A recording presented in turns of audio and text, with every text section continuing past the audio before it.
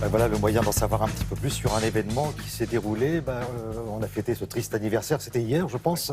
Il y a 40 ans, la catastrophe industrielle de Seveso en Italie. Seveso, ça ne nous disait pas grand-chose jusqu'à cette catastrophe qui, au-delà des polémiques, des intrigues, a déclenché la mise en place d'un dispositif européen de prévention de ce type d'incident ou d'accident, la fameuse directive Seveso. Alors, ce qui serait bien, David, c'est qu'on fasse un petit rappel de ce qui s'est passé il y a 40 ans à Seveso. Les faits, d'abord, dans cette petite région, c'est près de Milan, c'est en Lombardie. Il y a une entreprise qui est installée, c'est une entreprise suisse, Givaudan, Icmesa pour son nom. Cette entreprise fabrique une multitude de produits chimiques. Et puis, ce 10 juillet 1976, un des réacteurs s'emballe, s'enflamme. Et donc, pendant 2 jours, ça va brûler au sein de cette entreprise. Alors, au début, on ne sait pas trop ce qu'on va retrouver dans l'atmosphère. C'est assez diffus. Il s'agit de dioxine. Maintenant, on le sait, bien évidemment, un produit chloré. On ne connaît pas trop non plus les quantités. Les spécialistes disent entre 200 grammes et 40 kilos. Ça veut donc plus dire grand-chose. L'accident donc, s'est produit le 10. Le travail est interrompu jusqu'au 12. Mais l'entreprise que vous voyez ici fermera donc une semaine plus tard.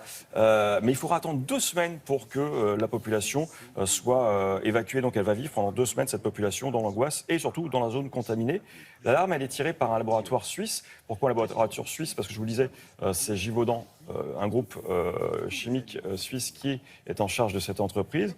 Et le laboratoire suisse n'y va pas par 4 chemins parce qu'il dit en gros, il faut évacuer la population, il faut raser les maisons et il faut confiner complètement, c'est-à-dire enterrer l'usine.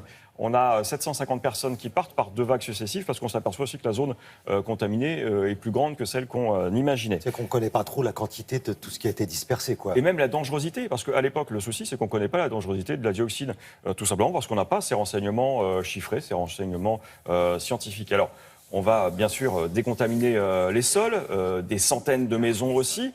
On parle assez rapidement quand même d'atteinte à la santé parce que dans ce produit, initialement, il y avait de l'agent orange, vous savez, un défoliant employé par les Américains au Vietnam. D'ailleurs, quelques jours plus tard, on le voit, les arbres commencent à perdre leurs feuilles. Il y a plus de 3000 animaux domestiques qui vont mourir aussi. On sera contraint par la suite d'abattre 80 000 têtes de bétail, des animaux d'élevage, parce qu'ils sont contaminés. Je vous disais, les terres aussi. En revanche, pas de mort pour la population humaine. De très nombreux enfants, en revanche, qui sont atteints, vous voyez, d'acné comme ça, chloré, de chloracné. Il y a 200 enfants. C'est toujours les chiffres aussi des procès qui auront lieu quelques années plus tard qui nous disent cela.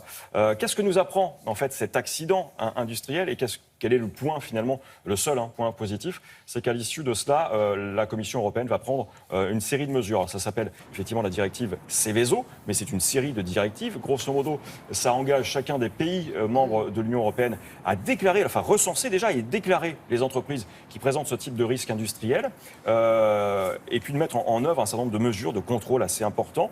La dernière mouture, parce qu'on suit quand même ça de très près, la dernière mouture de la directive Seveso, elle date de juin 2015. Ça concerne 10 000 sites en Europe, 1200 en France.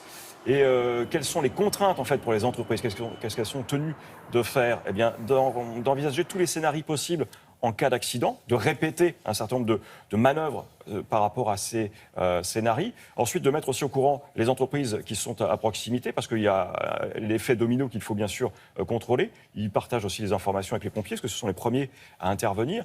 Un autre élément, alors là, très concret, tous les soirs, l'entreprise doit savoir quelle est la quantité des stocks de produits chimiques et à quel endroit ils se trouvent pour pouvoir les localiser le plus rapidement possible. Voici donc ce qui découle de cet accident industriel Seveso et donc de cette directive aujourd'hui qui nous protège, on espère, un peu mieux. Voilà, Seveso, c'était il y a 40 ans. Merci beaucoup, Exactement. David Lefort.